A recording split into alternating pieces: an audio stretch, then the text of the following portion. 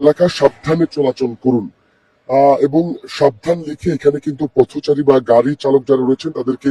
সাবধান করা হয়েছে। তবে এই সাইনবোর্ডের লেখাটি সড়ক বিভাগ সিলেট সড়ক, তিনি আইসিইউতে রয়েছেন, 2 জন আইসিইউতে রয়েছেন এবং বাকিরা অন্যান্য যারা আহত রয়েছেন তারা প্রত্যেকেই কিন্তু Sylhet MAG Osmani medical college হাসপাতালে চিকিৎসা নিচ্ছেন। আপনারা এই জায়গাটির অবস্থা দেখছেন,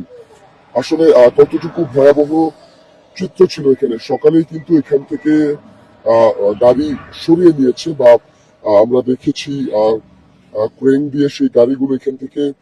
সরানো হয়েছে। এয়ারপোর্ট থানা পুলিশ এসে এই গাড়ি দুটি উদ্ধার করেছে এবং আহতদের তারা Sylhet MAG Osmani medical college হাসপাতালে নিয়ে চিকিৎসা দিচ্ছেন এবং তারা প্রত্যেকেই কিন্তু বিদেশগামী ছিলেন, অর্থাৎ তারা বিদেশ যেতে চাচ্ছিলেন, বিদেশ যাত্রী ছিলেন যিনি নিহত হয়েছেন সম্ভবত। আমাদের কাছে সর্বশেষ যে তথ্য রয়েছে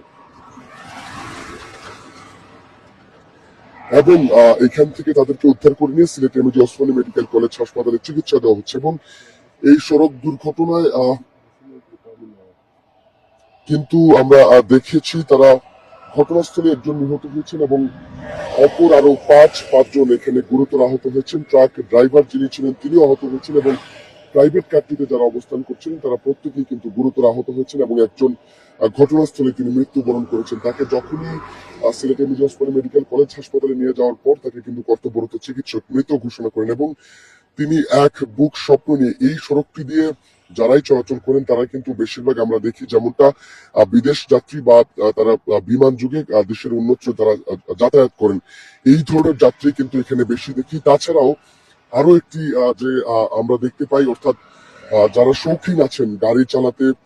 পছন্দ করেন বা মোটরসাইকেল রাইডার যারা আসেন বিশেষ করে, তারা কিন্তু অত্যন্ত বেপরোয়া গতিতে এই সড়কটিতে যানবাহন চালিয়ে থাকেন এবং প্রায় প্রত্যেক দিনই বিকেলে 9টার পর থেকে, যদিও প্রশাসনের কড়াকড়ি রয়েছে 10টার পর থেকে ট্রাক প্রবেশ করবে, কিন্তু আপনারা দেখতেই পাচ্ছেন এখনো আমাদের স্ক্রিনে দুইটি ট্রাক, ডিস্ট্রিক্ট ট্রাক থেকে শুরু করে সব ধরনের ট্রাক পিক আপ কিন্তু এখানে অহরহ চলাচল করছে এবং 10টার পরে কথা থাকলেও, শহরে ঢোকার কথা থাকলেও এই সড়কটি ব্যবহার করে প্রায় আমরা দেখি মোটামুটি 8টা 9টা থেকে ট্রাক ঢুকতে শুরু করে এবং ট্রাকেরও বেপরোয়া গতি থাকে এবং অন্যান্য যে সকল যানবাহন চলাচল করে সেগুলোরও বেপরোয়া গতি থাকে এবং এই যে